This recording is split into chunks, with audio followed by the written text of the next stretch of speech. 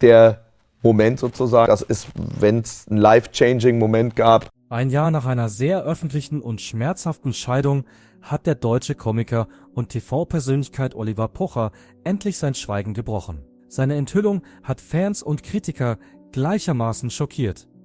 Eine neue Liebe, ein neuer Anfang. Aber es ist nicht das Wer, das alle überrascht hat, sondern das Wie und Warum. Glauben Sie, dass Menschen nach einem Liebeskummer wirklich wieder Liebe finden können? 1 für Ja oder 0 für Nein? Wer ist sie also? Ist sie die Frau, die Oliver Pochers scheinbar eingefrorenes Herz wieder zum Leben erweckt hat? Und warum ist er erst jetzt nach all den Verlusten und Vorkommnissen damit an die Öffentlichkeit gegangen? Mal sehen, wer das ist. Doch bevor er endlich die Liebe seines Lebens fand, musste er auch einige Herausforderungen meistern. Privatleben. Oliver Pochers Liebesleben ist, wie seine Karriere, nie einem vorhersehbaren Drehbuch gefolgt. Es gibt nur wenige Namen in der deutschen Unterhaltungslandschaft, die ein so breites Spektrum an Reaktionen hervorrufen, Bewunderung, Irritation, Lachen und Unglauben wie Oliver Pocher. Im Laufe der Jahre ist er zu einer festen Größe in der deutschen Medienlandschaft geworden.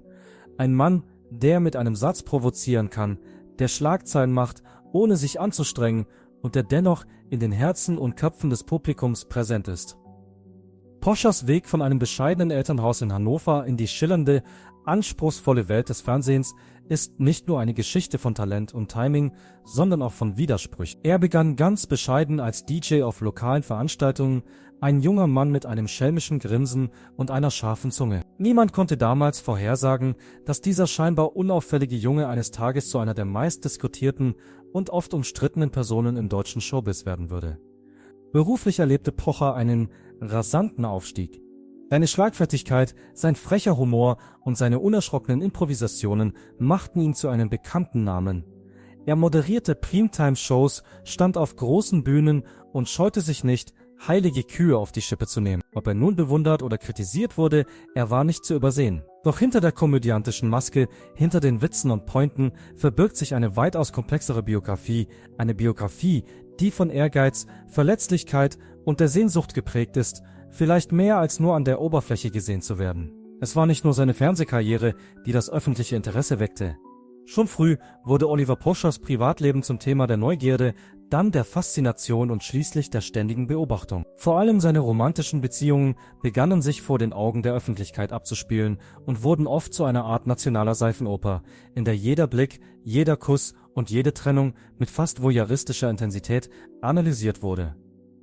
Die Fixierung der Öffentlichkeit begann 2005, als Pocher eine Beziehung mit Monika Meyer-Ivankan einging, einem Model und einer Reality-TV-Persönlichkeit, die bereits durch ihre Auftritte in Shows wie Die Bachelorette bekannt war. Sie war schön, charismatisch und strahlte eine geerdete Wärme aus, die in starkem Kontrast zu Pochers scharfkantigem Humor stand. Von außen betrachtet schien sie perfekt zusammenzupassen. Er, der freche Entertainer mit einem Funken Schalk in den Augen, sie die gelassene Schönheit mit einem guten Herzen und einem soliden Selbstbewusstsein. Ihre Romanze wurde schnell zu einer der meistverfolgten Promi-Beziehungen in Deutschland. Von glamourösen Auftritten auf dem roten Teppich bis hin zu ehrlichen Interviews und Schnappschüssen von privaten Urlauben schienen sie das zu verkörpern, wonach sich so viele Fans sehnten, eine echte Verbindung in einer Welt, die oft von Oberflächlichkeit beherrscht wird. Über 3 Jahre lang, von 2005 bis Ende 2008, galten sie als Leuchtturm der Stabilität in der sich ständig verändernden Landschaft der Promi-Liebesgeschichten. Aber wie so oft war das öffentliche Bild nur ein Teil der Wahrheit. Im Herbst 2008 wurden die Gerüchte über Spannungen hinter den Kulissen zu laut, um sie zu ignorieren. Das Paar gab seine Trennung bekannt, und die Spekulationen in der Boulevardpresse und in den sozialen Medien explodierten. Sowohl Pocher als auch Meyer-Ivankan hielten die tieferen Wahrheiten verborgen und gaben die Gründe nie ganz preis. Doch das Ende ihrer Beziehung traf sie hart, vor allem Pocher, der, bei aller Tapferkeit, immer wieder Anflüge von emotionaler Tiefe durchscheinen ließ. Wie gewohnt wich Pocher dem Thema in seiner Comedy nicht aus. Stattdessen verarbeitete er den Schmerz in seinen Programmen und verwandelte Herzschmerz in Pointen. Doch wer genau hinsah, konnte erkennen, dass unter dem Lachen etwas Ehrlicheres zum Vorschein kam. Vielleicht zum ersten Mal sahen die Zuschauer nicht nur den Witzbold, sondern den Menschen, einen verletzten, gedemütigten und verzweifelten Menschen. Sein Humor wurde weicher, sein Timing wurde schärfer, aber auch nachdenklicher. Es war ein subtiler Wandel, aber ein echter.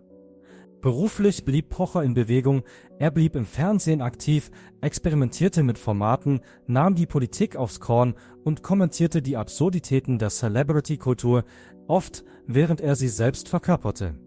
Emotional bedeutete die Trennung jedoch eine deutliche Veränderung. Er schien auf der Suche zu sein, sowohl innerlich als auch äußerlich. Für einen kurzen Moment schien es, als ob Oliver Pocher, der Provokateur, sich zurückgezogen hätte, nicht besiegt, sondern verwandelt. Und doch bleibt das Leben, insbesondere das seine, nicht lange ruhig.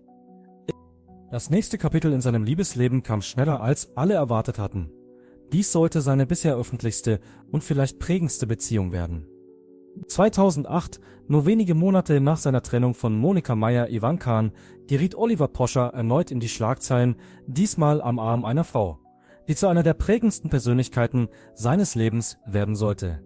Alessandra Sandy Meyer-Wölden. Auf den ersten Blick schien es nur ein weiteres Kapitel in einem Promi-Klatsch-Magazin zu sein. Eine Erholung vielleicht. Doch wer genauer hinsah, erkannte, dass etwas viel Faszinierenderes im Spiel war. Sandy war nicht nur ein weiterer prominenter Name, sie stammte aus einem Erbe, das tief in der Welt der deutschen Promikultur verwurzelt war. Als Tochter von Willi Meyer-Wölden, Boris Beckers ehemaligem Manager und einer ernannten Figur in der Unterhaltungs- und Sportbranche, war sie mit Kameras, Druck und öffentlicher Aufmerksamkeit aufgewachsen. Ihr Leben spielte sich bereits im Hintergrund des Rampenlichts ab, lange bevor sie Pocher kennenlernte. Die Boulevardpresse wertete die Beziehung zunächst als kurzlebige Affäre zwischen zwei Menschen, deren Welten sich überschneiden. Aber sie unterschätzten die Intensität der Beziehung. Pocher, der oft als Schlagzeilenjäger und Provokateur wahrgenommen wird, wirkte in Sandys Gegenwart ungewöhnlich geerdet. Sein sarkastisches Grinsen war immer noch da, aber in seinen Augen lag etwas Sanfteres. Die Witze waren immer noch scharf, aber sie kamen mit Pausen. Dann, in einer unerwarteten Wendung, die selbst die erfahrensten Paparazzi mit leeren Händen dastehen ließ, heirateten die beiden am 25. September 2010 still und heimlich und fernab vom Glitzer Berlins oder dem Blitzlichtgewitter Hamburgs. Die Hochzeit fand in New York City statt, unter so geheimen Bedingungen, dass sogar die deutsche Boulevardpresse überrascht wurde. Es war ein kühner Schritt für jemanden wie Pocher, der eine Karriere daraus gemacht hatte, gesehen und gehört zu werden. Einige spekulierten, es sei ein kalkulierter Versuch, seinen Neuanfang vor der Öffentlichkeit zu schützen. Andere glaubten, es sei sein erster echter Versuch, sich ein Leben abseits des Rampenlichts aufzubauen. Wie auch immer, etwas hatte sich verändert. In Interviews wägt Pocher, der sonst immer schnell einen Spruch parat hat, seine Worte nun sorgfältiger ab. Sein Ton war ruhiger, fast introspektiv. Freunde, die ihm nahestehen, bemerkten die Veränderung. Er wirkte ruhiger, gefestigt, weniger daran interessiert, aufzutreten, mehr daran, etwas aufzubauen. Im selben Jahr brachte das Paar sein erstes Kind zur Welt, eine Tochter namens Naila Alessandra.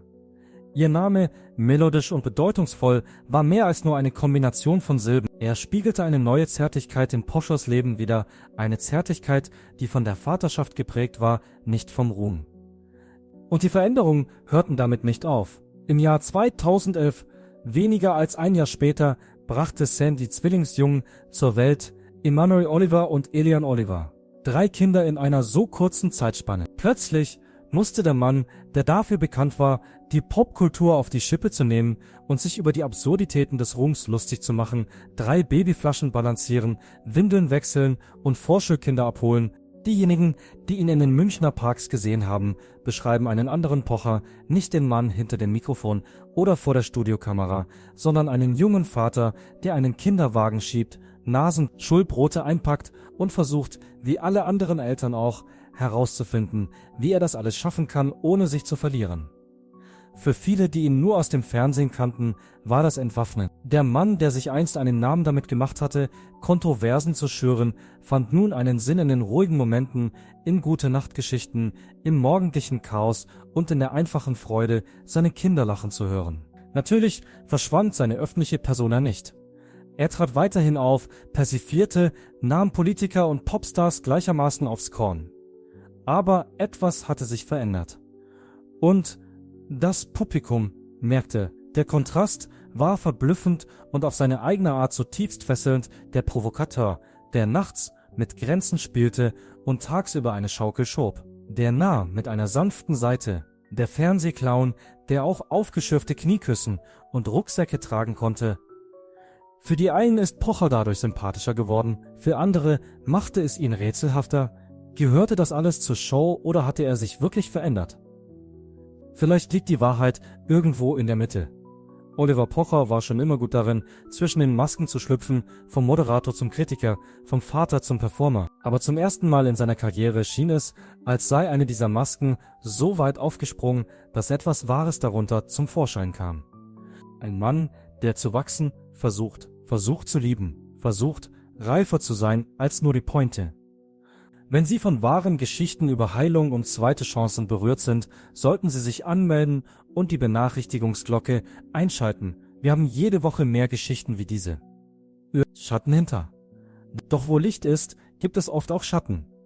Trotz des scheinbar idyllischen Bildes von häuslichem Glück, das Oliver Pocher und Alessandra Sandy Meyer-Wölden in den ersten Jahren ihrer Ehe zeichneten, zeigten sich hinter verschlossenen Türen erste Risse in ihrer Beziehung. Zunächst waren sie subtil, die Art von alltäglichen Spannungen, die sich in jeder Ehe einnisten können, unterschiedliche Erziehungsstile, unterschiedliche berufliche Prioritäten und der unsichtbare, aber allgegenwärtige Druck, ein Leben unter ständiger öffentlicher Beobachtung zu führen.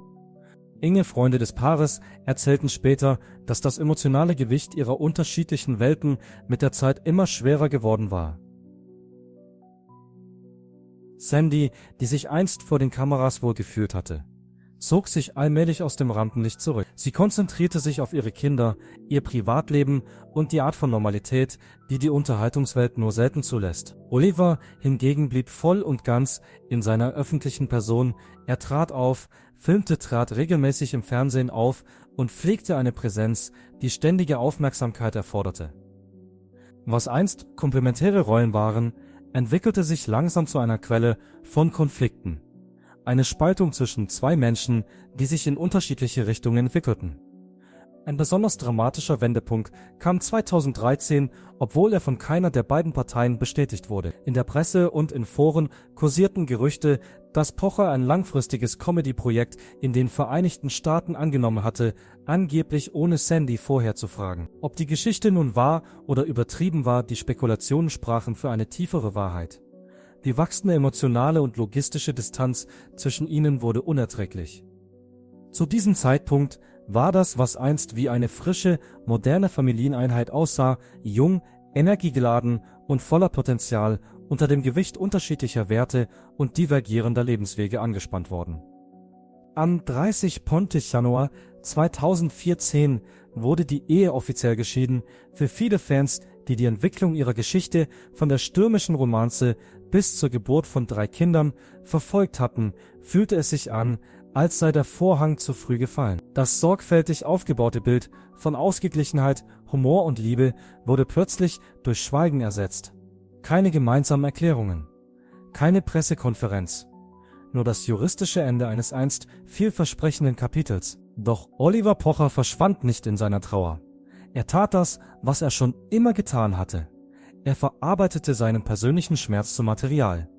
Nur wenige Monate nach der Scheidung stand er vor einem ausverkauften Haus auf der Bühne und sagte eine seiner meist zitierten Zeilen: 3 Kinder in 4 Jahren. Das machen nur katholische Familien oder Leute ohne Fernseher. Es war ein klassischer Pocher-Moment. Trocken, sardonisch und vielschichtig verpackt. Gelächter erfüllte den Raum, doch unter der Pointe flackerte etwas Komplexeres auf. Ein Mann, der versucht, einem Verlust einen Sinn zu geben, indem er die einzige Sprache benutzt, der er vertraut. Humor.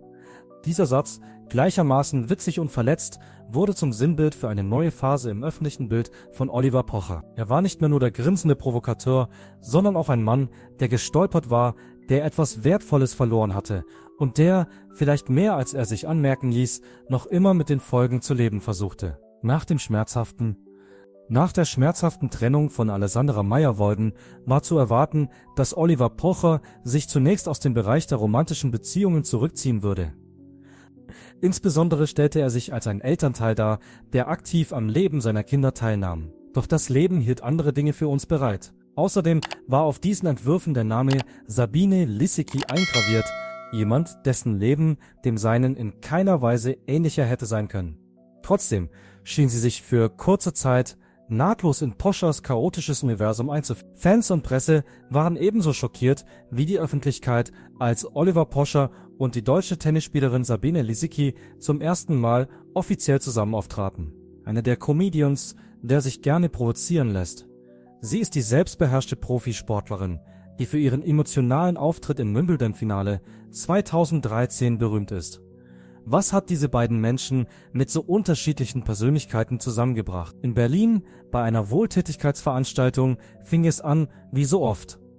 Die Moderation übernahm Pocher. Als Ehrengast war Lisicki eingeladen. Der Pocher wurde als ungewöhnlich zurückhaltend beschrieben. Und es hatte den Anschein, dass er von der charmanten Sportlerin körperlich angetan war, wie Zeugen berichteten. Bald nach den gemeinsamen Auftritten wurden die beiden bei einem gemeinsamen Abendessen in Hamburg gesichtet, das einige Tage später stattfand. Was einst als PR-Romanze gedacht war, entwickelte sich in kürzester Zeit zu einer echten Partnerschaft. Obwohl Lisicki nur wenig Erfahrung mit den Medien hatte, gewöhnte sie sich schnell an den Umgang mit dem anhaltenden Blitzlichtgewitter. Eine der unbeabsichtigten Folgen, wenn man Gefühle für einen Mann hat, dessen Leben für die Medien öffentlich zugänglich ist. Das Glück hatte seinen Preis. In der Zeit, in der Pocher noch auf der Bühne und in Fernsehsendungen auftrat, stand Lisicki im Mittelpunkt eines anderen Spiels, nämlich des Hochleistungssports. Ihr Alltag war bestimmt von der intensiven Belastung, den Trainingslagern und internationalen Wettkämpfen. Aus diesem Grund wurde die Beziehung zu einer Kluft zwischen zwei verschiedenen Realitäten. Nach einem Jahr gemeinsamer Arbeit erlebten sie einen sehr bedeutenden Moment. Pocher reiste zum ersten Mal mit Lisicki nach New York City, um die US Open zu besuchen. Ich bin weder ein Komiker noch ein Moderator, sondern ein Teilnehmer an diesem Unterfangen. Während ihrer Spiele saß er in der Loge, war häufig nervös und schien manchmal sogar Tränen in den Augen zu haben. Danach sagte er in einem Interview, es sei die intensivste emotionale Achterbahnfahrt gewesen, die er in seinem ganzen Leben erlebt habe. Dort, auf der Tribüne und nicht auf der Bühne. Je mehr sich Pocher emotional auf das Leben des Sportlers einließ, desto deutlicher wurde jedoch die Unsicherheit, die er in seiner eigenen beruflichen Situation hat. Einige seiner Bewunderer drängten darauf, dass er seine Bissigkeit verlieren und sich in einem Leben verlieren sollte, das ihm nicht entgegenkam. Andere wiederum erkannten in dieser Zeit den bis dato menschlichsten Pocher, der schwach war und sich erlaubte, sich wirklich in eine Frau zu verlieben, ohne Sarkasmus als Schutzschild zu benutzen. Der Druck hingegen wurde mit der Zeit immer größer. In der Zeit, in der Lisicki mit einem Figurproblem zu kämpfen hatte und die Medien weltweit über ihren sportlichen Niedergang spekulierten, war Pocher in den Augen der Boulevardpresse wieder stärker. In der Community kursierten Neidvorwürfe. Den Gerüchten zufolge hätte Pocher gerne mehr Aufmerksamkeit von der Öffentlichkeit bekommen, während Lisicki es vorzog, im privaten Bereich zu bleiben. Im Sommer 2015 kam es zu einer Meinungsverschiedenheit, die dadurch ausgelöst wurde, dass eine Intervieweinladung eines Promi-Magazins abgelehnt wurde. Obwohl Pocher gerne über das Paar gesprochen hätte, wollte Lisicki ihre ganze Aufmerksamkeit darauf richten, ohne Unterbrechung wieder in Topform zu kommen. Das war der formelle Abschied, der im März 2016 ohne große Statements oder Medienspektakel stattfand. Eine Erklärung, die gemeinsam auf Instagram abgegeben wurde, die war höflich, aber unverständlich war. Auch wenn wir unsere eigenen Wege gehen, werden wir weiterhin freundlich sein. Ein Moment der Stille, den Pocher nur selten erlebt. Wenn Pocher auf sein Leben zurückblickt, war die Verbindung mit Sabine Lisicki vielleicht eine der reifsten Beziehungen, die er je hatte. Es gab keine extravaganten Hochzeiten oder Skandale, aber es gab zahlreiche kleine Erlebnisse, die ihn prägten. Die Information, dass er zu dieser Zeit mit dem Tennisspielen begann, stammt von seinen Freunden. Ist sehr gut, aber sehr leidenschaftlich. Um sich an Sabines Ernährung anzupassen, die zweifelsohne als Currywurst-Liebhaberin einzustufen ist, soll er sogar versucht haben, dafür ein Wochenende lang auf Fleisch zu verzichten. Beide Parteien schätzten sich auch nach der Trennung weiterhin. In einem Fernsehinterview im Jahr 2018 wurde Pocher gefragt, ob er weiterhin mit Lisicki kommuniziere oder nicht. In der VIP-Lounge eines Stadions gibt es Momente, in denen man sich gegenseitig anschaut, um zu erkennen, dass man nichts zu bereuen braucht. Die Standardantwort von Pocher: von Natur aus lächerlich. Es ist eine Spur von Traurigkeit dabei, der Beginn einer neuen Beziehung. Im stürmischen Leben von Oliver Pocher markierte das Jahr 2016 nicht nur den Beginn einer neuen Beziehung, sondern auch den Beginn eines völlig neuen Kapitels, das zu seiner öffentlichsten und am stärksten aufgeladenen Verbindung werden sollte. Das folgenschwere Ereignis ereignete sich im Jahr 2016. Die herausragende Make-up-Artistin Amira Ailey lernte Pocher durch ein Treffen im digitalen Zeitalter, nämlich auf Tinder kennen. Amira Ailey erregte schnell sein Interesse aufgrund ihrer natürlichen Ausstrahlung und ihres klugen Verstandes. Das erste Match auf Tinder war nach kurzer Zeit gefunden und trotz Pochers typischer Skepsis gegenüber Dating-Apps war das erste Gespräch ein leidenschaftlicher Austausch, aus dem eine Reihe von nächtlichen Gesprächen hervorging. Seinen Freunden zufolge hat Pocher ein außergewöhnlich offenes und ehrliches Verhalten an den Tag gelegt, wie es sonst nicht üblich ist. Amira unterschied sich deutlich von den Frauen in seinen früheren Beziehungen. Eine gut ausgebildete Person, die in der Realität verankert ist und nicht den typischen Promi-Glanz hat. Diese Kombination hat sein Interesse geweckt. Im selben Jahr bestätigten sie ihre Beziehung zueinander, am Anfang zurückhaltend, aber niemals aufgebend. Im Gegensatz zu den Bündnissen, die er zuvor geschlossen hatte, schien Pocher diesmal einen ruhigeren Pol gefunden zu haben. Die gemeinsam verbrachte Zeit war nicht nur von Harmonie, sondern auch von Offenheit in der Kommunikation geprägt. Es war Pocher, der dabei half, sich neu zu definieren. Am 19. Oktober 2019 haben Oliver Pocher und Amira Ailey in einer privaten Zeremonie den Bund der Ehe geschlossen. Ein Ereignis, das von Freunden als außerordentlich, emotional und herzerwärmend beschrieben wurde. Sie hatte nur noch wenige Monate bis zur Geburt ihres ersten Sohnes. Ein bemerkenswertes Ereignis, das in der jungen Familie eine Welle der Freude und des Optimismus auslöste. Im Jahr 2020 wurde ein zweiter Junge geboren und eine Zeit lang schien das Glück der Familie ideal zu sein. In der Öffentlichkeit präsentierten sich die beiden als Vorzeigepaar, besuchten häufig gemeinsame Veranstaltungen und traten mit ihren Kindern immer wieder öffentlichkeitswirksam in den Medien auf. Pocher, der sich in Interviews zunehmend als liebevoller Familienvater darstellte, strahlte eine neue Gelassenheit aus. Amira wurde nicht nur Ehefrau, sondern auch eine sehr gefragte Influencerin. Amira hatte bereits ihren eigenen Erfolg durch ihre Arbeit im Bereich der Schönheit und der sozialen Medien genossen. Trotzdem ist die Fassade wie so oft unehrlich. Fast unmittelbar nach der Hochzeit gab es erste Anzeichen von Rissen, die sich im Laufe der Zeit zu größeren Problemen entwickelten. Die ständige Beobachtung durch die Medien, der Druck, ein ideales Bild abzugeben und die Verantwortung, die Pochers Position mit sich brachte, führten immer wieder zu Konflikten. Im Jahr 2022 kursierten die ersten Gerüchte, dass sich das Paar getrennt habe. Aus internen Quellen ist zu erfahren, dass es regelmäßig zu Unstimmigkeiten, Neid und Kommunikationsproblemen kommt. Es schien, als würde die Kluft zwischen beiden trotz aller Bemühungen immer größer werden. Besonders hervorzuheben ist die Debatte um die fiktive Figur Dalai Lama, die Pocher im Rahmen seiner Comic-Präsentationen zum Leben erweckte. Diese humoristische Verrückung des spirituellen Lehrers Björn Kattilatu, genannt Dalai Lama, erregte Aufsehen und trug zur Lösung einer Reihe von Rechtsstreitigkeiten bei. In einer gemeinsamen Erklärung, die Kattilatu und Amira veröffentlichten, bestritten sie vehement, dass es irgendeine Art von persönlicher Beziehung zwischen Amira und Björn gab. Ein Umstand, der die ohnehin schon angespannte Beziehung noch mehr belastete. Pocher und Amira gaben ihre Trennung in einem Podcast bekannt, an dem sie im August 2023 gemeinsam teilnahmen. Der Schritt wurde von den Medien monatelang mit Spekulationen und dem Drang nach Details begleitet, obwohl viele Menschen ihn als mutig und ehrlich begrüßten. Die Medien und Fans verfolgten jeden Schritt des einstigen Traumpaares. In den folgenden Monaten waren die Schlagzeilen voll von emotionalen Inhalten. Durch Berichte über juristische Auseinandersetzungen, Spekulationen über neue Beziehungen und den Umgang mit den Kindern blieb die Öffentlichkeit fasziniert. Es wurde immer deutlicher, dass Pocher ein Kämpfer war, während Amira das Bedürfnis nach Rückzug und Rückkehr zur Normalität betont. Im Juli des Jahres 2024 wurde die Scheidung vollzogen. Amira Ailey ist zu ihrem Geburtsnamen zurückgekehrt und hat erklärt, dass sie in Zukunft ihrem Berufsleben und dem Wohlergehen ihrer Kinder einen hohen Stellenwert einräumen wird. Pocher hingegen kündigte an, dass er sowohl sein Privat- als auch sein Berufsleben neu strukturieren wolle, mit besonderem Augenmerk auf die Elternrolle und die Rückkehr zu seinen komödiantischen Ursprüngen.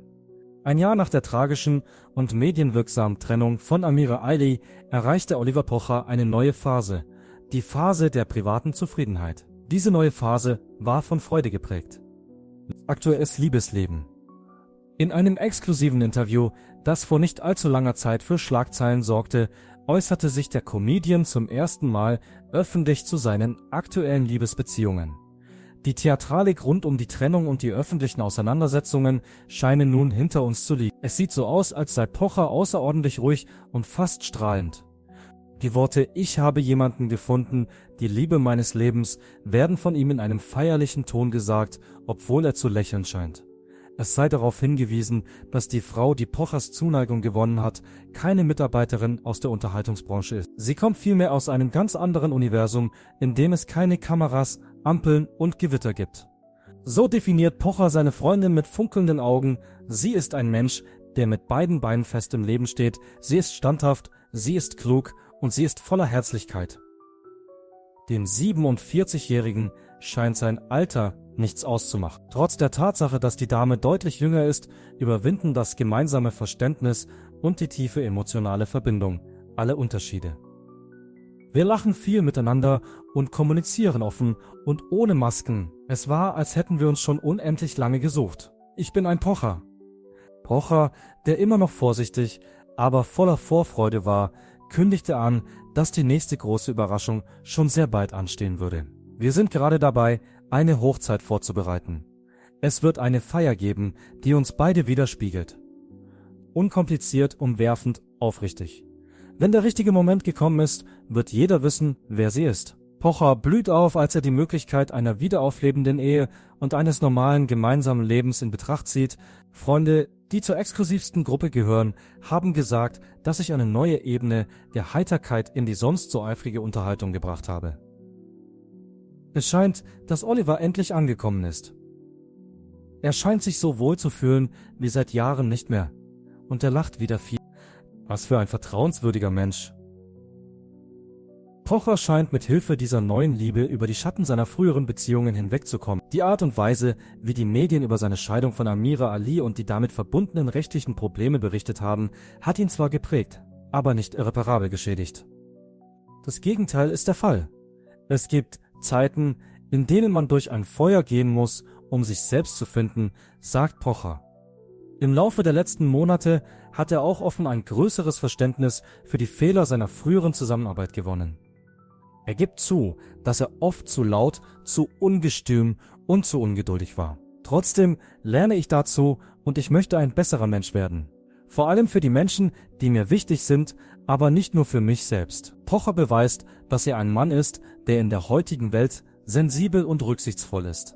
Seine neue Beziehung ist ein bewusster Schritt zu mehr Konsequenz und Aufrichtigkeit und kein Versuch, sich vor der Öffentlichkeit zu verstecken. Er erklärt, dass es nicht darum geht, den Kameras zu entgehen, sondern darum, einen Ort zu schaffen, an dem ich selbst sein kann, ohne Angst zu haben, fotografiert zu werden. Die Tatsache, dass dieser neue Begleiter kein Superstar ist ein weiterer Vorteil, der sich im Alltag bemerkbar machen kann. Unser Leben ist völlig unauffällig. Es gibt keine endlosen Nachrichten und keine ständige Überwachung auf Schritt und Tritt. Das ist eine wunderbare Nachricht für uns beide. Für Pocher bedeutet dies, dass er mehr Zeit hat, sich zu entspannen und sich auf seine Familie zu konzentrieren, insbesondere auf seine 4 Kinder aus seinen früheren Partnerschaften. Obwohl die Hochzeit noch ein paar Monate entfernt ist, trifft Oliver Pocher bereits Vorbereitungen für die nächste Generation seines Lebens. Er hat den Wunsch geäußert, sich auf neue Unternehmungen einzulassen, die mehr Einblick in sein Wachstum geben sollen. Es ist mein Wunsch, mehr von dem zu zeigen, was ich bin. Er ist aufrichtig, unverfälscht und verletzlich zugleich. Möglicherweise ergibt sich daraus ein neuer Pocher, der erfahrener ist. Er weiß, dass die Komödie nicht nur der Unterhaltung dient, sondern auch therapeutisch wirken kann. Humor ermöglicht ein tieferes Verständnis der Welt und von sich selbst. Ich will die Leute nicht nur zum Lachen bringen, sondern sie auch zum Nachdenken anregen. Oliver Pochers Erzählung ist noch nicht zu Ende. Sie ist noch nicht zu Ende. Er befindet sich jetzt an einem Neuanfang, was nach den Stürmen der Vergangenheit eine willkommene Abwechslung ist. Liebe, Selbsterkenntnis und Selbstvertrauen sind die 3 Faktoren, die diesen Weg bestimmen. In diesem neuen Abschnitt ist er vielleicht am glücklichsten und am kreativsten. Wer die Frau ist, die auf seiner Seite steht und die eine so große Veränderung in ihm bewirkt hat, ist für die Medien und seine Anhänger noch immer ein Rätsel. Eines kann man mit absoluter Sicherheit sagen: Die bevorstehende Hochzeit Pochers wird ein Ereignis sein, das in der Welt der deutschen Prominenz den Beginn eines völlig neuen Kapitels in Oliver Pochers hektischem Leben einläuten könnte. Es ist immer möglich, neu anzufangen. Glauben Sie, dass Oliver Pocher eine zweite Chance verdient hat? Schreiben Sie es uns in die Kommentare unten, und wenn Sie sich inspiriert fühlen, geben Sie diesem Video einen Daumen nach oben, teilen Sie es und abonnieren Sie es für weitere wahre Geschichten aus dem Leben hinter den Schlagzeilen.